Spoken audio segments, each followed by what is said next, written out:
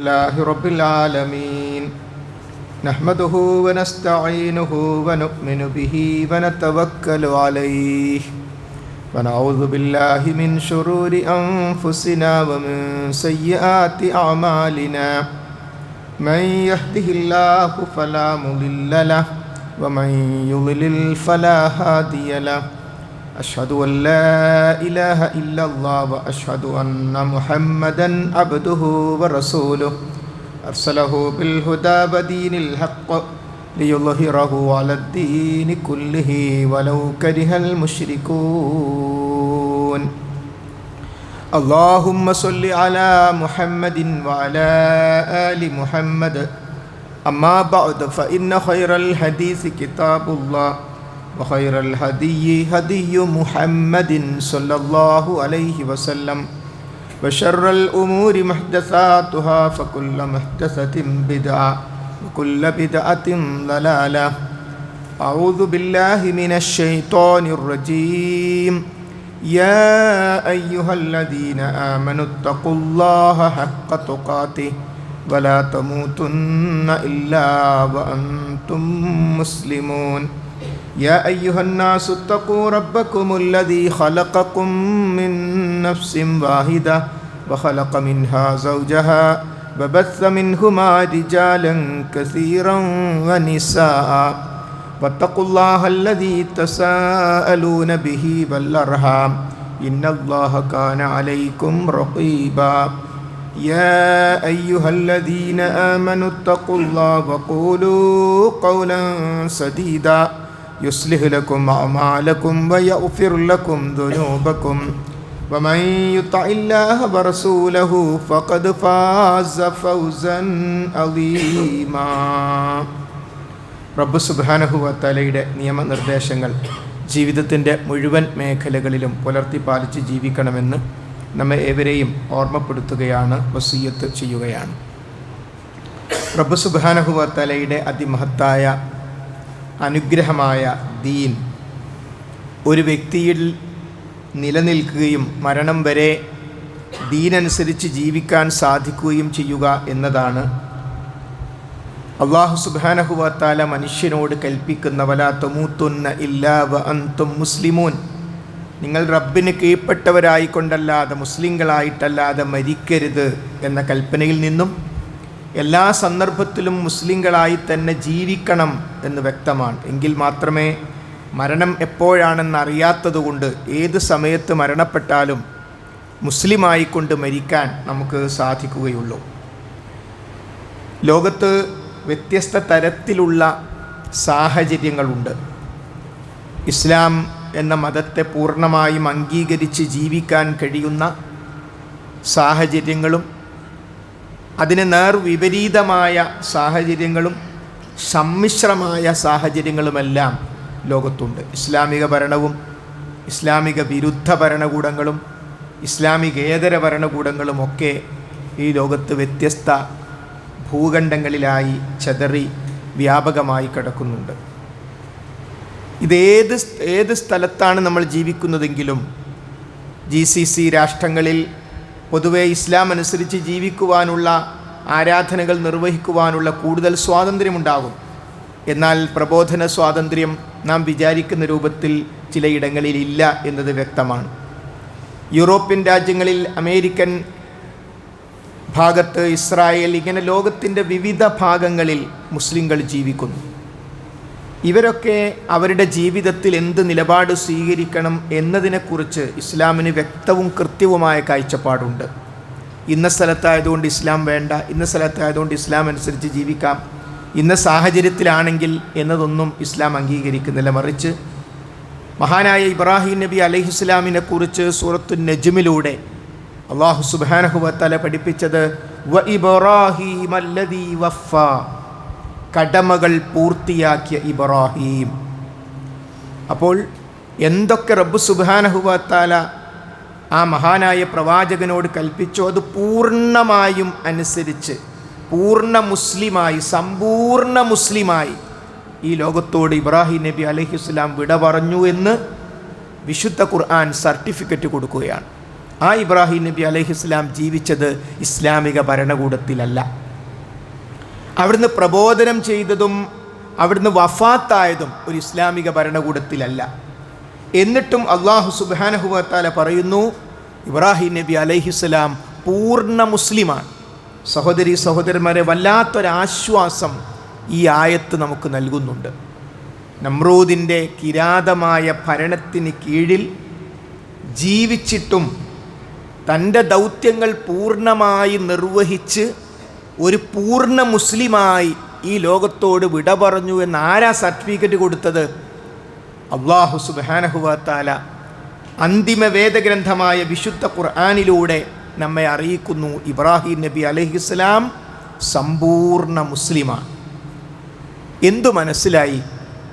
ഒരു ഇസ്ലാമിക ഭരണകൂടം അതിന് കീഴിൽ ജീവിച്ചാൽ മാത്രമേ ഇസ്ലാം സമ്പൂർണ്ണമാകൂ എന്നത് ദീനല്ല. ഇസ്ലാമിക ഭരണകൂടം ആരാണ് ഇഷ്ടപ്പെടാത്തത്? നമ്മുടെ രാഷ്ട്രപിതാവ് പോലും പറഞ്ഞു, ഉമറിൻ്റെ ഭരണമാണ് ഞാൻ ആഗ്രഹിക്കുന്നത്. അപ്പോൾ ഇസ്ലാമിക ഭരണകൂടത്തെ ലോകത്ത് ബുദ്ധിയുള്ള, ചിന്തയുള്ള, പഠിക്കുന്ന എല്ലാവരും ഇഷ്ടപ്പെടുന്നു. പക്ഷെ വിഷയം അതല്ല. ഇസ്ലാമിക ഭരണകൂടം ഉണ്ടെങ്കിലേ ഇസ്ലാം പൂർത്തിയാകൂ എന്ന് പറയുമ്പോൾ ഓരോ മുസ്ലിമിൻ്റെയും ബാധ്യതയായി മാറി ഇസ്ലാമിക ഭരണം സ്ഥാപിക്കുക എന്നത്. അങ്ങനെയില്ല.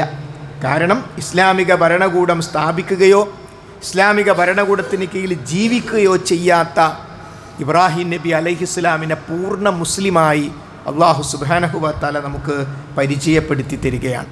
അപ്പം അതുകൊണ്ട് കലിമത്തു തൗഹീദിൻ്റെ ഭാഗമാണ്, ഒരു വ്യക്തിയുടെ ഇസ്ലാം പൂർത്തീകരണത്തിൻ്റെ ഭാഗമാണ് ഇസ്ലാമിക ഭരണം എന്നത് തീർത്തും തെറ്റാണ്. അപ്പോൾ തിരിച്ചൊരു ചിന്ത വരരുത്, അപ്പോൾ ഇസ്ലാമിക ഭരണകൂടം നല്ലതല്ലേ? ആർക്കാണ് തർക്കം? ഇസ്ലാമിക ഭരണകൂടം നല്ലതാണ്, അത് ആഗ്രഹിക്കണമെന്ന് പറയുന്നതും അത് സ്ഥാപിച്ചാലേ ഇസ്ലാം പൂർണ്ണമാകൂ എന്ന് പറയും തീർത്തും രണ്ടാണ്. അത് സ്ഥാപിച്ചാലേ ഇസ്ലാം പൂർണ്ണമാകൂ എന്ന് പറയുന്നതോടുകൂടി അതിനുവേണ്ടി പരിശ്രമിക്കൽ നിർബന്ധമായി മാറും. അതുകൊണ്ടാണ് ഖലീലുല്ലാ ഇബ്രാഹിം നബി അലൈഹിസ്സലാം ഇസ്ലാമിക ഭരണം സ്ഥാപിക്കാഞ്ഞിട്ടും അവിടത്തെക്കുറിച്ച് അല്ലാഹു സുബ്ഹാനഹു വ തആല നമുക്ക് പരിചയപ്പെടുത്തുന്നു. വ ഇബ്രാഹിം അല്ലദീ വഫാ, കടമകൾ പൂർത്തിയാക്കിയ ഇബ്രാഹിം. മഹാനായ യൂസുഫ് നബി അലൈഹിസ്സലാം, യൂസുഫ് നബി അലൈഹിസ്സലാം ഒരു അനിസ്ലാമിക ഭരണകൂടത്തിന് കീഴിൽ ഭക്ഷ്യവകുപ്പ് മന്ത്രിയായി. ഇബ്രാഹിം നബി അലൈഹി ഇസ്ലാമിൻ്റെ പ്രാർത്ഥനയിൽ നമുക്കത് കാണാൻ പറ്റും. റബ്ബി ഖദ് ആതൈതനി മിനൽ മുൽക്ക്, റബ്ബി ഖദ് ആതൈതനി മിനൽ മുൽക്ക്, റബ്ബേ നീ എനിക്ക് അധികാരത്തിൽ നിന്ന് നൽകി. രാജാവ് അമുസ്ലിം, ഭരണാധികാരി, പക്ഷേ അതിലെ ഭക്ഷ്യവകുപ്പ് മന്ത്രി ആരായിരുന്നു? മഹാനായ യൂസുഫ് നബി അലൈഹിസ്സലാം ആയിരുന്നു. ഇന്ത്യയിൽ, കേരളത്തിൽ, നമ്മുടെ ഗ്രാമപഞ്ചായത്തിൽ നമുക്ക് ഒരു വകുപ്പ് ഏറ്റെടുക്കാമോ? ഒരു സംശയവുമില്ല, ഒരു സംശയവുമില്ല. ഇസ്ലാം എത്ര പ്രായോഗികം! എന്നാൽ യൂസുഫ് നബി അലൈഹിസ്സലാം കളങ്കമില്ലാത്ത മാതൃകയായ ഒരു സമ്പൂർണ്ണ മുസ്ലിമായിക്കൊണ്ട് ആ ഭക്ഷ്യവകുപ്പ് കൈകാര്യം ചെയ്തു എന്നത് നാം അവിടെ ചേർത്ത് വായിക്കണം. അപ്പോൾ നാം ഏത് സാഹചര്യത്തിൽ ജീവിക്കുകയാണെങ്കിലും ആ സാഹചര്യത്തിലൊക്കെ നമ്മളെങ്ങനെ നമ്മുടെ ദീനനുസരിച്ച് മുന്നോട്ട് പോകണമെന്ന് വിശുദ്ധ ഖുർആനും പ്രവാചക ചര്യയും നമുക്ക് പഠിപ്പിച്ചു തരുന്നു. അതുകൊണ്ട് തന്നെ ആനുകാലികമായി ഉണ്ടാകുന്ന ഏതൊരു വിഷയത്തെയും കേവലം വൈകാരികമായി കാണുന്നതിന് പകരം ഇസ്ലാമികമായ പരിഹാരങ്ങളിലേക്ക് തിരിച്ചു പോകാൻ നമുക്ക് സാധിക്കണം. വിശുദ്ധ ഖുർആനിലെ 24-ാം അധ്യായം സൂറത്തു നൂറിലെ 55-ാമത്തെ ആയത്തിൽ അല്ലാഹു സുബ്ഹാനഹു വ തആല നമ്മുടെ എല്ലാ ആശങ്കകൾക്കും പരിഹാരം പറയുകയാണ്. വഅദല്ലാഹുല്ലദീന ആമനൂ മിൻകും വഅമിലുസ്സാലിഹാത്തി ലയസ്തഖ്ലിഫന്നഹും ഫിൽ അർളി കമസ്തഖ്ലഫല്ലദീന മിൻ ഖബ്ലിഹിം വലയുമക്കിനന്ന ലഹും ദീനഹുമുല്ലദീ ഇർതളാ ലഹും വലയുബദ്ദിലന്നഹും മിൻ ബഅദി ഖൗഫിഹിം അംനാ. അല്ലാഹു പറയുകയാണ്, വിശ്വസിക്കുകയും സൽപ്രവർത്തനങ്ങൾ നടത്തുകയും ചെയ്യുന്നവർക്ക് നാം വാഗ്ദാനം ചെയ്യുന്നു. അല്ലാഹു സുബ്ഹാനഹു വ തആല ഓഫർ പറയാൻ, വാഗ്ദാനം പറയാൻ. ആർക്കാണ് വാഗ്ദാനം? വിശ്വസിക്കുകയും ആ വിശ്വാസത്താൽ പ്രചോദിതമായി സൽപ്രവർത്തനങ്ങൾ നടത്തുകയും ചെയ്യുന്ന ആളുകൾക്ക്. എന്തൊക്കെയാണ് വാഗ്ദാനം? ലയസ്തഖ്ലിഫന്നഹും ഫിൽ അർളി കമസ്തഖ്ലഫല്ലദീന മിൻ ഖബ്ലിഹിം. അവർക്ക് മുമ്പുള്ളവർക്ക് നാം പ്രാതിനിധ്യം, സ്വാധീനം നൽകിയതുപോലെ അവർക്കും നാം സ്വാധീനം നൽകും. പടച്ചോൻ പറയാന്ന്, നിങ്ങൾ ഈ ലോകത്ത് എവിടെയാണെങ്കിലും നിങ്ങൾക്ക് ഞാൻ സ്വാധീനം തരാം. അധികാരമൊക്കെ സ്വാധീനത്തിൻ്റെ പരിധിയിൽ വരും. നിങ്ങൾക്ക് ഞാൻ പ്രാതിനിധ്യം നൽകാം. തീർന്നില്ല. അതിനുശേഷം അല്ലാഹു പറയുന്നു, വല യുമക്കിനന്ന ലഹും ദീനഹുമുല്ലദീ ഇർതദാഹു ലഹും, നിങ്ങൾക്ക് തൃപ്തിപ്പെട്ട ദീനിന് നാം നിലനിൽപ്പ് നൽകാം. ഒന്ന് പ്രാതിനിധ്യം നൽകാം, രണ്ട് ദീനിന് നിലനിൽപ്പ് നൽകാം. മൂന്ന്, വല യുബദ്ദിലന്നഹും മിൻ ബഅദി ഖൗഫിഹിം അംന, ഭയത്തിന് ശേഷം നാം നിങ്ങൾക്ക് നിർഭയത്വം നൽകാം. ഞാൻ ചോദിക്കുന്നു സഹോദരൻ, ലോക മുസ്ലിങ്ങളുടെ ആവശ്യം എന്താ? ഇന്ത്യയിലെ മുസ്ലിമീങ്ങളുടെ ആവശ്യം എന്താ?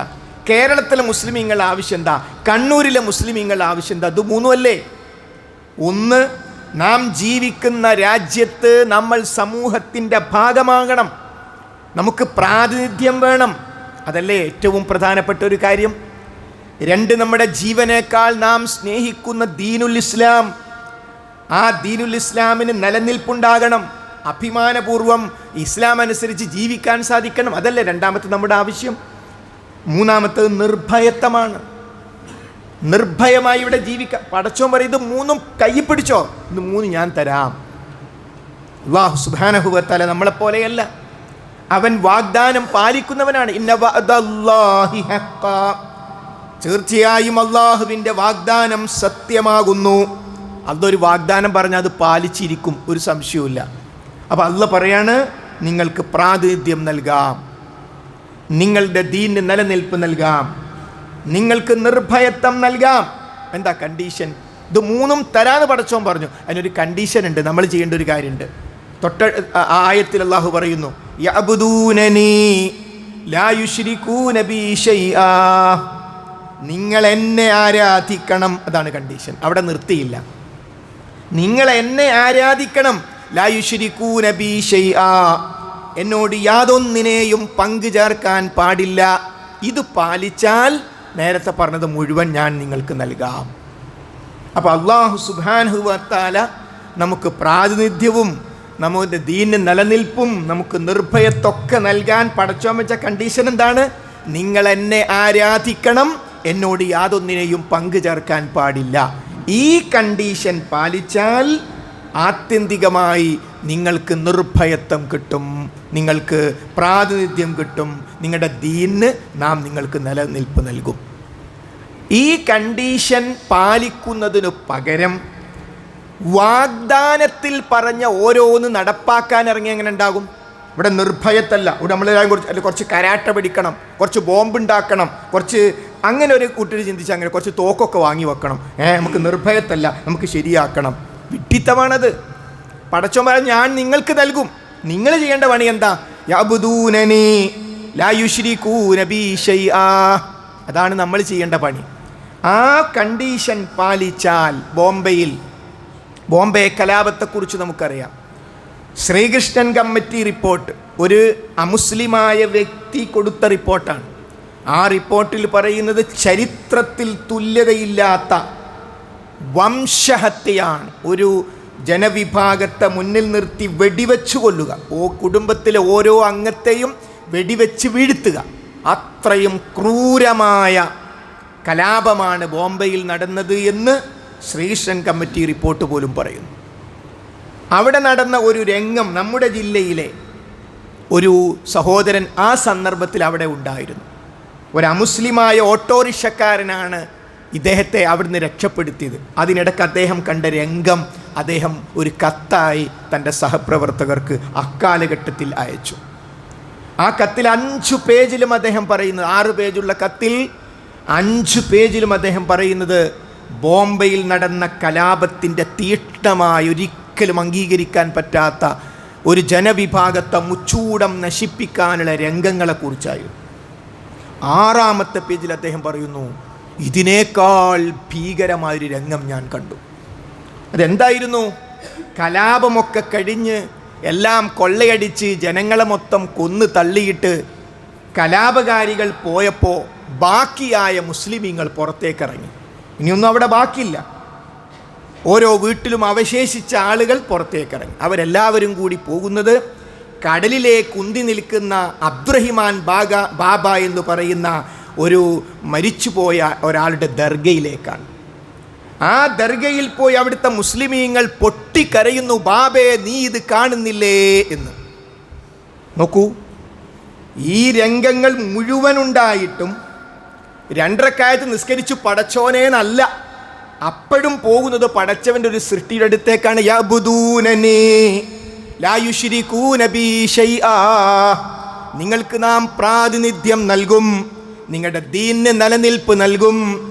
വലയുബദ്ദിലന്നഹും മിൻ ബഅദി ഖൗഫിഹിം അംനാ, നിങ്ങൾക്ക് ഭയത്തിന് ശേഷം നാം നിർഭയത്വം നൽകാം. യഅ്ബുദൂനനി, നിങ്ങൾ എന്നെ ആരാധിക്കണം. ലാ യുശ്രികൂന ബി ശൈആ, നിങ്ങൾ എന്നോട് യാതൊന്നിനെയും ആ സഹോദരൻ പറയുകയാണ്, ഈ രംഗം ഞാൻ കണ്ടു. ഞാൻ ഇറങ്ങിയിട്ട് ജനങ്ങളെ, നിങ്ങൾ കൈയൊന്ന് ആകാശത്തേക്ക് ഉയർത്തൂ, റബ്ബിനോട് ഉയർത്തൂ, ഈ കബറിൻ്റെ അടുത്തേക്ക് മണ്ണിലേക്ക് താഴ്ത്തി വെക്കലെ നിങ്ങളുടെ കൈ, ഒന്ന് പടച്ചോനോട് പറയേ എന്ന് പറയാൻ ഞാൻ ആഗ്രഹിച്ചു. പക്ഷേ ഞാനത് പറഞ്ഞാൽ അവരെന്നെ കൈകാര്യം ചെയ്യും, എനിക്ക് വലിയൊരു കടബാധ്യതയുണ്ട്, അല്ലെങ്കിൽ അവിടെ അവരുടെ മർദ്ദനമേറ്റ് മരിച്ചാലും എനിക്ക് പ്രശ്നമുണ്ടായിരുന്നില്ല എന്ന് പറഞ്ഞുകൊണ്ടൊരു സഹോദരൻ എഴുതിയ കത്താണ് നമുക്ക് ഓർമ്മ വരുന്നത്. ഞാൻ പറയുന്നത്, അടിസ്ഥാനപരമായി നമ്മൾ അനാവശ്യമായി ഭയപ്പെടേണ്ട ഒരു കാര്യവുമില്ല. ഒരു ഇസ്ലാം എന്ന് പറഞ്ഞാൽ തന്നെ സമാധാനം, ശാന്തി. ഈമാൻ എന്ന് പറഞ്ഞാൽ അമ്ന്, നിർഭയത്വമാണ്. അപ്പം ഈമാനുള്ളവൻ ഒന്നും പേടിക്കാനില്ല ഏത് വിഷയത്തിലും. വഖഫ് ബില്ല് വന്നു. ആരാണ് ഈ വഖഫ് എന്ന് പറയുന്നത്? മുസ്ലിങ്ങളുമായി നേരിട്ട് ബന്ധപ്പെട്ടൊരു പ്രശ്നം തന്നെയാണ്. പക്ഷെ രാജ്യം അതിനെ എടുത്തത് മുസ്ലിങ്ങളുടെ പ്രശ്നമായിട്ടാണോ?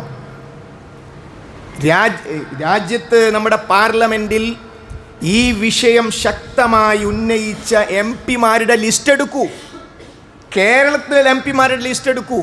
അപ്പോൾ നമുക്ക് കൂടുതലും കാണാൻ പറ്റുക മുസ്ലിങ്ങളല്ലാത്ത MP-മാരാണ്. മുസ്ലിങ്ങളല്ലാത്ത MP-മാരാണ് ശക്തമായ ആ കാര്യം ഉന്നയിച്ചത്. കൊല്ലത്ത് നിന്നുള്ള MP തൻ്റെ ഭേദഗതിയിൽ പ്രത്യേക വോട്ടിംഗ് വേണമെന്ന് ആവശ്യപ്പെട്ടു. അത്രയും ശക്തമായ ആവശ്യം ഉന്നയിച്ചു.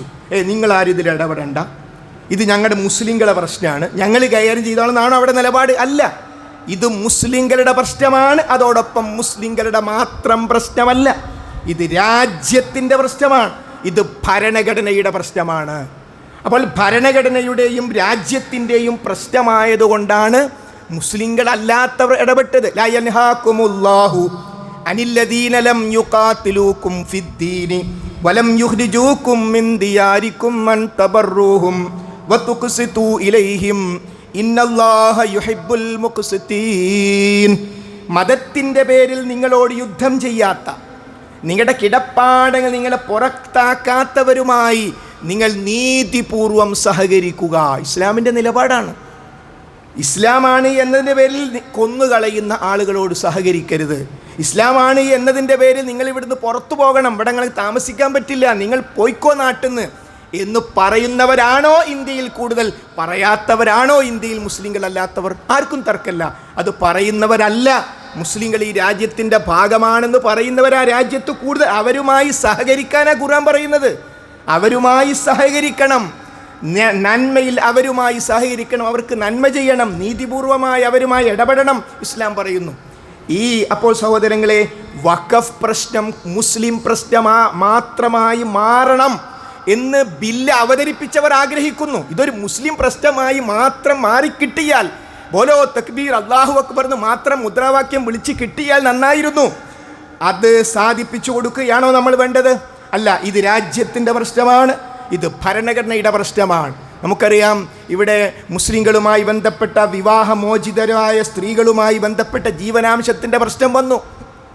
ആ ജീവനാംശത്തിൻ്റെ പ്രശ്നം വന്നപ്പോൾ മുസ്ലിം പ്രശ്നമായിട്ടാണോ അന്നത്തെ ഭരണകൂടം എടുത്തത്? അല്ല.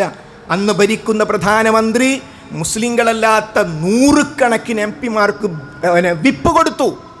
എല്ലാവരും ഖുർആനിനനുസരിച്ച് കേരളത്തിൽ അന്നുണ്ടായിരുന്ന ഒരു മുസ്ലിം MP അവതരിപ്പിച്ച ബിൽ, ആ ബില്ല് അന്നത്തെ പ്രധാനമന്ത്രി പറഞ്ഞു, നിങ്ങൾക്ക് നിർത്താം, ഗവൺമെൻറ് ഏറ്റെടുത്തിരിക്കുന്നു, നിങ്ങളുടെ വിഷയം സർക്കാർ ഏറ്റെടുത്തിരിക്കുന്നു. സർക്കാരിൻ്റെ ബില്ലായി അവതരിപ്പിച്ചു. ഭൂരിപക്ഷം വരുന്ന 75% വരുന്ന മുസ്ലിങ്ങളല്ലാത്ത MP-മാർ പുലർച്ചെ വരെ പാർലമെൻറ്റ് സമ്മേളിച്ച് ഖുർആനിന് അനുകൂലമായി വോട്ട് ചെയ്തു. എന്താ നിലപാട്?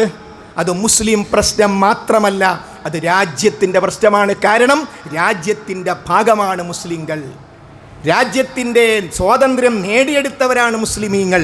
അതുകൊണ്ട് സഹോദരങ്ങളെ, പ്രതികരണങ്ങളിലും നല്ല ശ്രദ്ധ വേണം. പ്രതികരണങ്ങൾ ഒറ്റപ്പെട്ടതാകണമെന്നും കേവലം മുസ്ലിം പ്രശ്നമായി രാജ്യത്തത് അവതരിപ്പിക്കണമെന്നും ആഗ്രഹിക്കുന്നവരുണ്ട്. അവർക്കൊരിക്കലും വളം വെച്ചു കൊടുക്കുന്ന നിലപാടല്ല യഥാർത്ഥത്തിൽ ഉണ്ടാകേണ്ടത് എന്നത് നാം ഇവിടെ ചേർത്ത് വായിക്കണം. അപ്പോൾ അതുകൊണ്ട് ഇതെല്ലാം റബ്ബ് സുബ്ഹാനഹു വ തആലയുടെ ഭൂമിയിലാണ് നടക്കുന്നത്. ഇവിടെ NRC വിഷയം വന്നപ്പോൾ എന്തൊക്കെയായിരുന്നു, പക്ഷേ രാജ്യം ഒറ്റക്കെട്ടായി ഈ രാജ്യത്തെ മതേതര പാർട്ടികളിലുള്ള നേതാക്കന്മാർ ഡൽഹിയിൽ ആർക്ക് വേണ്ടിയായിരുന്നു ദിവസങ്ങളോളം സമരം ചെയ്തത്? ഈ രാജ്യത്തിൻ്റെ ഭാഗമായ മുസ്ലിമീങ്ങൾക്ക് വേണ്ടിയായിരുന്നു. അതും മുസ്ലിം പ്രശ്നം മാത്രമാക്കി മദ്രസയിൽ നിന്ന് ഒരു ബാനറും പിടിച്ച് ബോലോ തക്ബീറും പറഞ്ഞ് ഒതുക്കാനായിരുന്നു അത് അവതരിപ്പിച്ചവരുടെ ആഗ്രഹം. അത്തരം ഒറ്റപ്പെട്ട കാര്യങ്ങളെ അവഗണിച്ച് അത് രാജ്യത്തിൻ്റെ പ്രശ്നമായി മാറി എന്നതാണ്. സഹോദരന്മാരെ, വഖഫ് ബില്ല് എന്ന് പറയുന്നത് അത്യന്തം അപകടകരമായ, അള്ളാഹുവിന് വേണ്ടി, റബ്ബിൻ്റെ പ്രീതിക്ക് വേണ്ടി ഒരു വ്യക്തി പരലോകത്ത് ഗുണം കിട്ടാൻ വേണ്ടി വഖഫ് ചെയ്ത, പടച്ചവന് വേണ്ടി സമർപ്പിച്ച ആ ഭൂമിയിൽ ഏതെങ്കിലും ഒരാൾ ഒരു പരാതി കൊടുത്താൽ, ആ പരാതി കൊടുക്കുന്ന ആ ദിവസം മുതൽ അത് കലക്ടറുടെ കീഴിലായി, അതോടുകൂടി തർക്ക ഭൂമിയായി. പിന്നെ അവിടെ ഒന്നും ചെയ്യാൻ പാടില്ല. വിധി വന്നതിന് ശേഷമല്ല, ഒരു വഖഫ് വസ്തുവിനെ പറ്റി ഒരു പരാതി കൊടുത്താൽ ആ പരാതി കൊടുക്കുന്നതോടി തർക്കഭൂമിയായി. അതോടുകൂടി പിന്നെ നമുക്കറിയാം, നമ്മുടെ ജുഡീഷ്യറി സംവിധാനങ്ങൾ വിധി വരാനെടുക്കുന്ന സമയത്തെക്കുറിച്ച് നമുക്കറിയാം. അഥവാ ഒരു ജനവിഭാഗത്തിൻ്റെ മതപരമായ അവകാശങ്ങളിലേക്ക് ബോധപൂർവം കടന്നു കയറുന്ന, അത് മുസ്ലിം സഹോദരങ്ങളെ മാത്രമല്ല, അതേ രാത്രിയിൽ ആ ബില്ല് പാസ്സാക്കിയ അതേ രാത്രിയിൽ നട്ടപ്പാതിരക്ക് മണിപ്പൂരുമായി ബന്ധപ്പെട്ട് കൊടുത്തു അവർക്കും ഒരു ചൊട്ട്. അവർക്കത് കേൾക്കാനോ അറിയാനോ ആരും വാർത്ത കേൾക്കാൻ പോലും ജീവിച്ചിരിപ്പുണ്ടായിരുന്നു, എല്ലാവരും ഉറങ്ങിപ്പോയിരുന്നു. അപ്പോൾ വളരെ ബോധപൂർവമുള്ള അജണ്ട രാജ്യത്ത് നടപ്പാക്കപ്പെടുമ്പോൾ അവിടെയൊക്കെ ഏറ്റവും ശക്തമായ പ്രാർത്ഥന.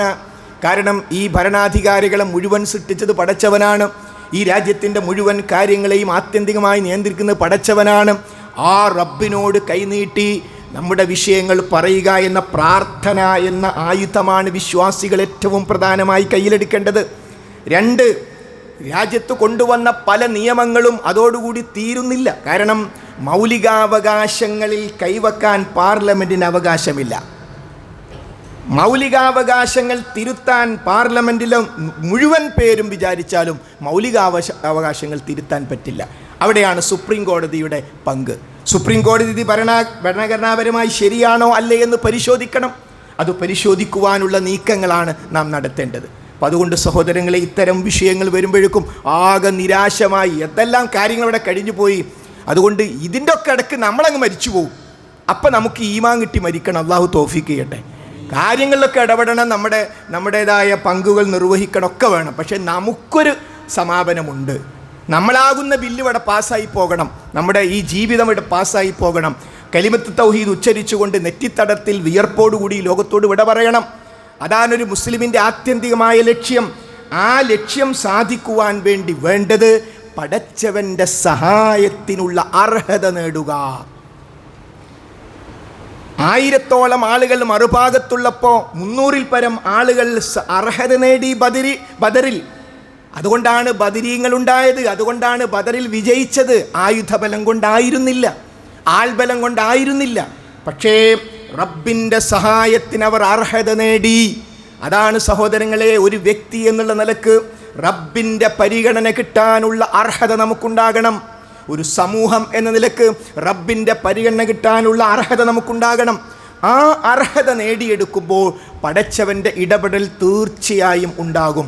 അതുകൊണ്ട് അഭിമാനത്തോടുകൂടി വിഷയങ്ങളെ സമീപിക്കുകയും ഒരിക്കലും സമരങ്ങളുടെ റൂട്ട് തെറ്റിപ്പോകാതെ കേവലം മുസ്ലിം പ്രശ്നമായി നമ്മൾ ബോലോ തക്ബീർ അല്ലാഹു അക്ബർ എന്ന് ഒരു സമൂഹത്തിൽ, ബഹുമത സമൂഹത്തിൽ എല്ലാവരെയും കൂടി കൂട്ടി മുദ്രാവാക്യം വിളിക്കാൻ പറ്റുമോ? അവൻ അല്ലാഹു അക്ബർ അംഗീകരിക്കുന്ന ആളല്ല നമ്മുടെ ഒപ്പമുള്ള ആൾ, ലാ ഇലാഹ ഇല്ലല്ലാഹ് അംഗീകരിക്കുന്ന ആളല്ല നമ്മളൊപ്പമുള്ള ആൾ. കാരണം വിഷയം രാജ്യത്തിൻ്റെതാണ്. അവർ ഓം എന്ന് പറയുന്ന ആൾക്കാരാണ്, അവർ യേശുവിനെ വിളിക്കുന്ന ആൾക്കാരാണ്. അപ്പം പിന്നെ എല്ലാവരും അവരുടെ മതത്തിൻ്റെ മുദ്രാവാക്യങ്ങൾ വിളിച്ചാൽ പിന്നെ കഴിഞ്ഞില്ല കഥ. അത് അത്തരം ആവശ്യങ്ങൾക്കുള്ളതല്ല. ലാ ഇലാഹ ഇല്ലല്ലാഹയുടെ വില കളയരുത്. അത് പറയേണ്ടത് അവിടെയല്ല. ഈ രാജ്യത്തുള്ള മുഴുവൻ ജനങ്ങൾക്കും വിജയിക്കാനുള്ള മുദ്രാവാക്യമാണ് ഖൂലൂ ലാ ഇലാഹ ഇല്ലല്ലാഹ്. നിങ്ങൾ ലാ ഇലാഹ ഇല്ലല്ലാഹ് പ്രഖ്യാപിക്കൂ, തുഫ്ലിഹു, നിങ്ങൾക്ക് വിജയിക്കാം. അത് ഓരോ വ്യക്തിയോടും പറയേണ്ട കാര്യമാണ്, രാജ്യത്ത് മൊത്തം പറയേണ്ട വിഷയമാണ്. അതൊരു പ്രത്യേക വിഷയത്തിലെ സമരത്തിൻ്റെ ഭാഗമായി പറയേണ്ടതല്ല.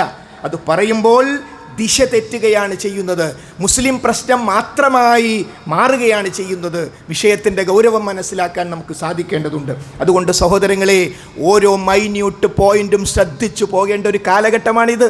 അവിടെ അങ്ങനെ ശ്രദ്ധിച്ചു പോയാൽ ഒരു സംശയവും വേണ്ട, ഒരു ക്രൂരന്മാരായ ഭരണാധികാരികൾക്കും അതിജയിക്കാൻ സാധിച്ചിട്ടില്ല.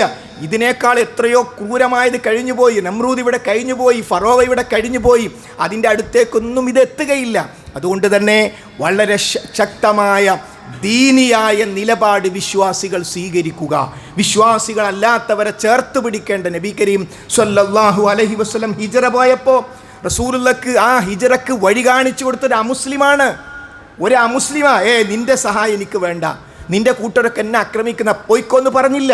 ഒരു അമുസ്ലിം റസൂലുള്ളാഹിയെ സഹായിക്കാൻ വന്നപ്പോൾ ആ സഹായം സ്വീകരിക്കുകയാണ് നബി കരീം സല്ലല്ലാഹു അലൈഹി വസല്ലം ചെയ്തത്. അതുകൊണ്ട് ആ ഒരു നിലപാട് നമ്മൾ മനസ്സിലാക്കി ഈ വിഷയത്തിൽ വഖഫുമായി ബന്ധപ്പെട്ട പ്രശ്നത്തിൽ തീർത്തും നിയമവിധേയമായ പോരാട്ടം അനിവാര്യമാണ്. ആ പോരാട്ടം മതവിശ്വാസത്തിൻ്റെ ഭാഗമാണ്. ആ പോരാട്ടം മതവിശ്വാസികൾ കൂടി ചെയ്യേണ്ട കാര്യമാണ്. അതുകൊണ്ട് എല്ലാ പരീക്ഷണങ്ങളിലും വിജയം വരിക്കുന്ന വിശ്വാസിനികളിൽ അല്ലാഹു സുബ്ഹാനഹു വ തആല നമ്മെ ഏവരെയും ഉൾപ്പെടുത്തി അനുഗ്രഹിക്കുമാറാകട്ടെ.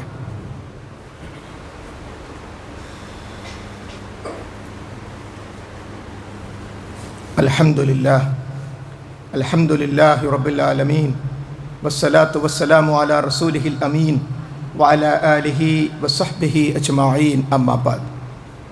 ഒരിക്കൽ കൂടി റബ്ബ് സുബ്ഹാനഹു വ തആലയുടെ നിയമനിർദ്ദേശങ്ങൾ ശ്രദ്ധിക്കണം, സൂക്ഷിക്കണമെന്ന് ഓർമ്മപ്പെടുത്തുകയാണ്.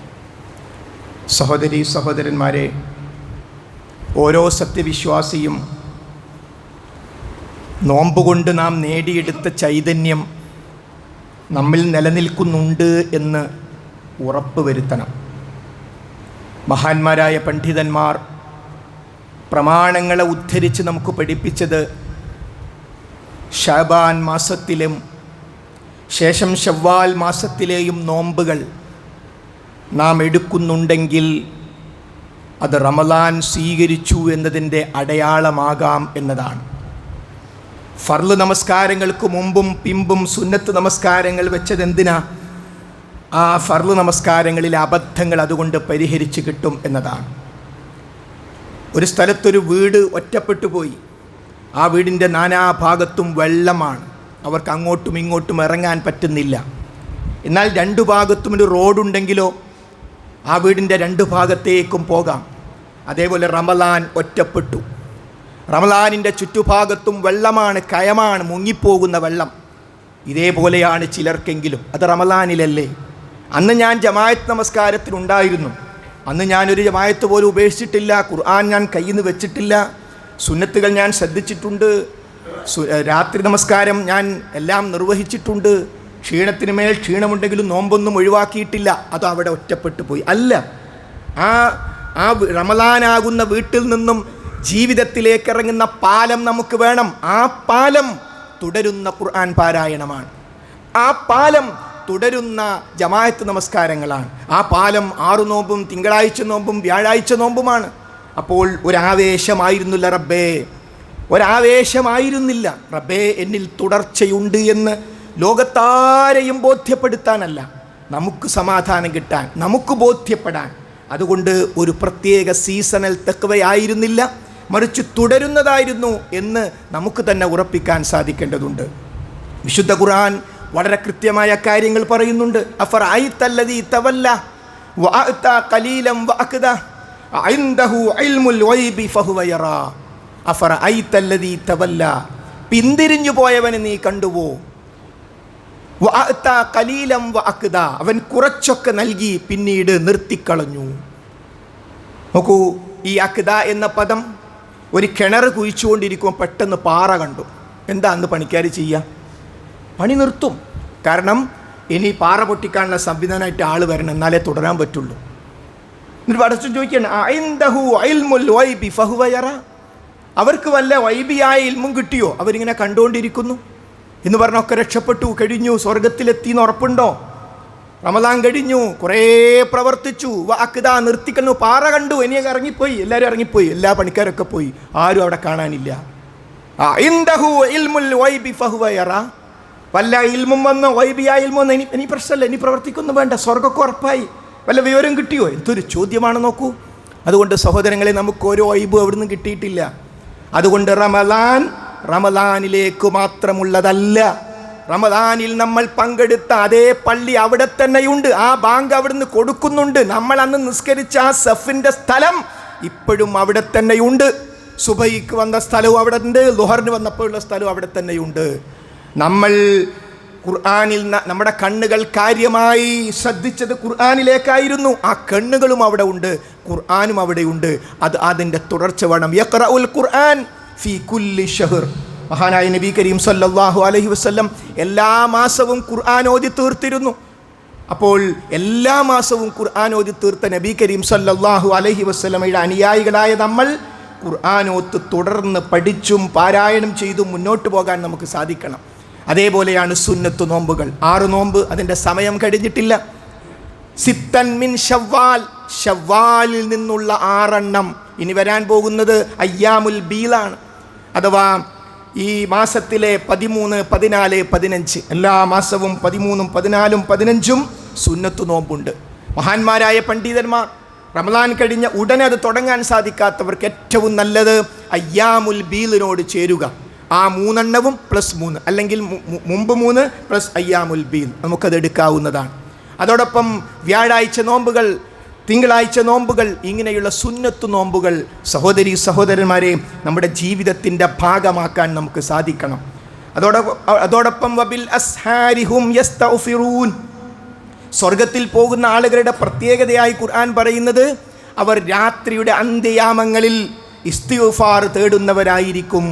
വബിൽ അസ്ഹാരി, അല്ലേ, അസ്ഹാർ എന്ന ഇന്ന ഫിസ് സുഹൂരി ബറക, തീർച്ചയായും അത്താഴത്തിൽ ബറക്കത്തുണ്ട് എന്ന ഹദീസ് നോമ്പിന് മുമ്പും നോമ്പിന് നമ്മൾക്ക് അതേ പദം ഇന്ന ഫിസ് സുഹൂർ, തീർച്ചയായും അത്താഴത്തിൻ്റെ സമയം, രാത്രിയുടെ അന്ത്യയാമങ്ങൾ, വബിൽ അസ്ഹാരി ഹും യസ്തഗ്ഫിറൂൻ, അവർ അല്ലാഹുവോട് ഇസ്തിഗ്ഫാർ തേടുന്നവരായിരിക്കും. സുബഹിക്ക് മുമ്പ് എഴുന്നേറ്റിട്ട് പടച്ചോനോട് പ്രാർത്ഥിക്കുക. ആർക്ക് കഴിയും സഹോദര? ആർക്കാണിതിന് കഴിയുക? സുബഹിക്ക് മുമ്പ് എണീക്കുക. ആര് കാണാൻ? എന്നിട്ട് വൃത്തിയാവുക, മുസല്ലയിലേക്ക് പോവുക. നമ്മൾ നമസ്കരിച്ച തറാവീഹി നമസ്കാരത്തിൽ ഒരു 3 എടുക്കുക, അല്ല ഒരു 5 എടുക്കുക. യാസീൻ ആദ്യത്തെ റക്അത്തിൽ പകുതി, അടുത്ത റക്അത്തിൽ പകുതി, 2 ആയി. അല്ലെങ്കിൽ ഒരു റക്അത്തിൽ കുറച്ച് കൂടുതൽ നിസ്കരിക്കാൻ തോന്നി, ഒരു റക്അത്തിൽ യാസീൻ അങ്ങ് തീർത്തു, അടുത്ത റക്അത്തിൽ അമ്മ സൂറത്ത് നമുക്ക് അത് ഓതി, അപ്പോൾ 2 ആയി. പിന്നെ നമുക്ക് അവസാനത്തെ 3 സബ്ബിഹിസ്മയും ഖുൽ യാ അയ്യുഹൽ കാഫിറൂനും, അവസാനത്തിൽ ഖുൽ ഹുവല്ലാഹു അഹദും. ആർക്കാ പ്രയാസം? അത് നിസ്കരിക്കുക, എന്നിട്ട് കൈകൾ ഉയർത്തി ആകാശത്തേക്ക് പറയാനുള്ളത് പറയുക. ആ പറയുന്നതിൽ ഏറ്റവും പ്രധാനം ഇസ്തിഗ്ഫാർ ആയിരിക്കണം. കാരണം നമ്മൾ മനുഷ്യരാണോ തെറ്റുപറ്റുമെന്ന് റസൂലുള്ളാഹി സ്വല്ലല്ലാഹു അലൈഹി വസല്ലം പറഞ്ഞു. തെറ്റുപറ്റുന്ന അടിമകളിൽ ഏറ്റവും ഉത്തമർ അതിന് പശ്ചാത്തപിച്ച് മടങ്ങുന്നവരാകുന്നു എന്നും പറഞ്ഞു. എന്ന് റസൂലുള്ള പറഞ്ഞു, നിങ്ങൾ എല്ലാ ദിവസവും പറഞ്ഞോളൂ അസ്തഗ്ഫിറുല്ലാഹ് വ അതൂബു ഇലൈഹി, അസ്തഗ്ഫിറുല്ലാ, ഞങ്ങൾ അള്ളാഹുവിനോട് പശ്ചാത്തപിക്കുന്നു, അവനിലേക്ക് ഞങ്ങൾ ഖേദിച്ചു മടങ്ങുന്നു എന്ന് 100 പ്രാവശ്യം ഓരോ ദിവസവും പറയാൻ റസൂലുള്ളാഹി സ്വല്ലല്ലാഹു അലൈഹി വസല്ലം നമുക്ക് പഠിപ്പിച്ചു.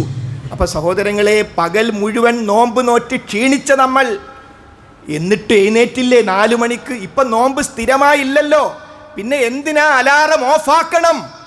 എന്തുകൊണ്ട് നമുക്ക് സുബഹിക്കുമ്പോൾ എഴുന്നേറ്റുകൂടാ? ഖബറിൽ കിടക്കേണ്ട ശരീരമല്ലേ, വിചാരണ നേരിടേണ്ട ശരീരമല്ലേ, എന്തുകൊണ്ട് നമുക്കൊന്ന് മാറി ചിന്തിച്ചുകൂടാ? അതുകൊണ്ട് നമുക്ക് തുടർച്ച വേണം. നോമ്പിനെ ഒറ്റപ്പെടുത്തരുത്. നോമ്പ് അങ്ങോട്ടും ഇങ്ങോട്ടും ചലിക്കാൻ പറ്റാത്ത രൂപത്തിൽ നോമ്പാകുന്ന വീട് ഒറ്റപ്പെടാതെ അതിന് തുടർച്ച കൊടുക്കണം. ആ തുടർച്ച ആർക്കും വേണ്ടിയല്ല, നമ്മുടെ ഓരോരുത്തരുടെയും നല്ല സമാപനത്തിന് വേണ്ടിയാണ്. അതുകൊണ്ട് ആ നല്ല സമാപനത്തെക്കുറിച്ച് ചിന്തിക്കുക. മഹാന്മാരായ സ്വഹാബത്ത് റളിയല്ലാഹു അൻഹും അവർ നോമ്പ് കഴിഞ്ഞാൽ മാസങ്ങളോളം ദുആ ചെയ്തു, റബ്ബനാ തഖബ്ബൽ മിന്നാ, പടച്ചോനെ ഞങ്ങളിൽ നിന്ന് നോമ്പ് സ്വീകരിക്കണേ. നമ്മുടെ നിലപാടെന്താ? നോമ്പൊക്കെ കഴിഞ്ഞ് പടച്ചോൻ സ്വീകരിച്ചോട്ടെ, എനിക്ക് വേറെ പണിയുണ്ട് ഇവിടെ, അത് വേണോ സ്വീകരിച്ചോട്ടെ എന്ന് പറയാതെ പറയുന്ന നിലപാട്. എന്നാൽ അവരങ്ങനെയല്ല. അമല് ചെയ്യുന്നത് പോലെ പ്രധാനമാണ് അമല് സ്വീകരിക്കാനുള്ള പ്രാർത്ഥന.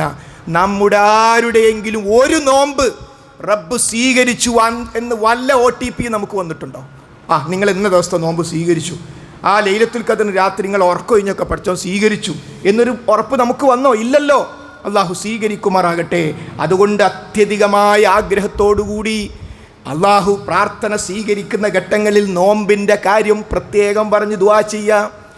ലൈലത്തുൽ ഖദറിൻ്റെ രാത്രി ഉറക്കമുണ്ടായിട്ടും ഉറങ്ങാതെ റബ്ബിൻ്റെ മലക്കുകളുടെ ദുആ കിട്ടാൻ വേണ്ടി നമ്മൾ പരിശ്രമിച്ച പരിശ്രമത്തിന് വേണ്ടി, ആ ഖുർആൻ പാരായണം സ്വീകരിക്കുന്നതിന് വേണ്ടി, നമ്മുടെ പരിശ്രമം സ്വീകരിക്കാൻ വേണ്ടി സ്വീകരിക്കുന്ന റബ്ബിനോട് നിരന്തരമായി പ്രാർത്ഥിച്ച് വിനീതരാവുക എന്ന നിലപാടാണ് സഹോദരീ സഹോദരന്മാരെ നമുക്കാവശ്യം. റബ്ബ് സുബ്ഹാനഹു വ തആല ശരിയായ നിലപാട് ജീവിതത്തിൻ്റെ എല്ലാ രംഗങ്ങളിലും സ്വീകരിക്കാൻ നമുക്ക് തൗഫീഖ് നൽകി അനുഗ്രഹിക്കുമാറാകട്ടെ. നാം അനുഭവിക്കുന്ന എല്ലാ പ്രശ്നങ്ങളിലും പ്രയാസങ്ങളിലും സാമൂഹിക വിഷയങ്ങളിലും ഏറ്റവും നല്ല തുറവി, ഏറ്റവും നല്ല തീരുമാനം റബ്ബ് സുബ്ഹാനഹു വ തആല നമുക്ക് പ്രദാനം ചെയ്യുമാറാകട്ടെ. നമ്മുടെ നീക്കങ്ങൾ തെറ്റിപ്പോകാതിരിക്കാൻ അള്ളാഹു നമുക്ക് തൗഫീഖ് നൽകുമാറാകട്ടെ. റബ്ബിൻ്റെ കലാം നെഞ്ചിലേറ്റാൻ